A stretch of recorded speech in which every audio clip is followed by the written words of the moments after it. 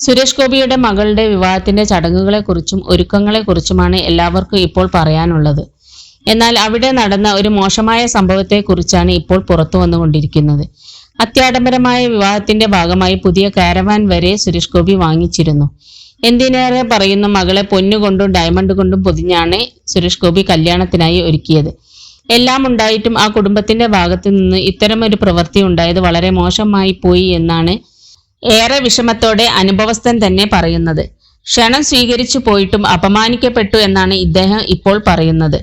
വിവാഹ ദിവസം ശ്രീകണ്ഠൻ നായരോടൊപ്പം ഇദ്ദേഹം സുരേഷ് ഗോപിയെ കാണുകയും ഒപ്പം നിന്ന് സെൽഫി എടുക്കുകയും ഒക്കെ ചെയ്തിരുന്നു.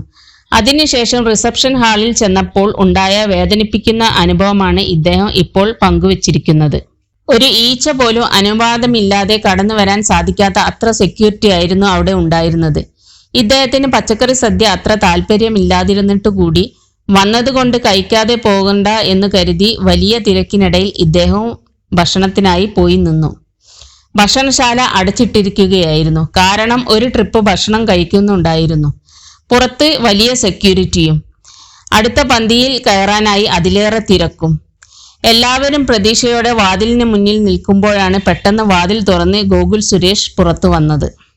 പുറത്തു വന്ന ഗോകുൽ എല്ലാവരോടും കൂടിയായി പറഞ്ഞത് വളരെ നാണം കെട്ട വർത്തമാനമായിരുന്നു എന്നാണ് ഇദ്ദേഹം പറയുന്നത്. ഗോകുൽ പറഞ്ഞത് ഇങ്ങനെയാണെന്നും അദ്ദേഹം വ്യക്തമാക്കുന്നു. നിങ്ങളോട് എല്ലാവരോടും കൂടിയായി ഒരു കാര്യം പറയാനുണ്ട്. ഈ ഫംഗ്ഷന് ഞങ്ങൾ ക്ഷണിച്ചവർ മാത്രം ഇവിടെ നിൽക്കുക. അല്ലാത്തവർ എത്രയും പെട്ടെന്ന് ഇവിടെ നിന്ന് സ്ഥലം കാലിയാക്കണം. വളരെ റൂഡായാണ് ഗോകുൽ സുരേഷ് സംസാരിച്ചതെന്നും ഇദ്ദേഹം പറയുന്നു. ഇത് കേട്ടു നിന്ന എല്ലാവരും നെട്ടിത്തെറിച്ചു പോയി. ആരും അവിടെ നിന്നും മാറിപ്പോയില്ല. ക്ഷണിക്കാത്തവർ ഇവിടെ നിന്ന് പോയില്ലെങ്കിൽ ഞാൻ തറയാകും എന്നും ആക്രോശിച്ചുകൊണ്ട് ഗോകുൽ പറഞ്ഞതിന് സാക്ഷിയാണ് ഇദ്ദേഹം എന്നും ഇദ്ദേഹം തന്നെ പറയുന്നു.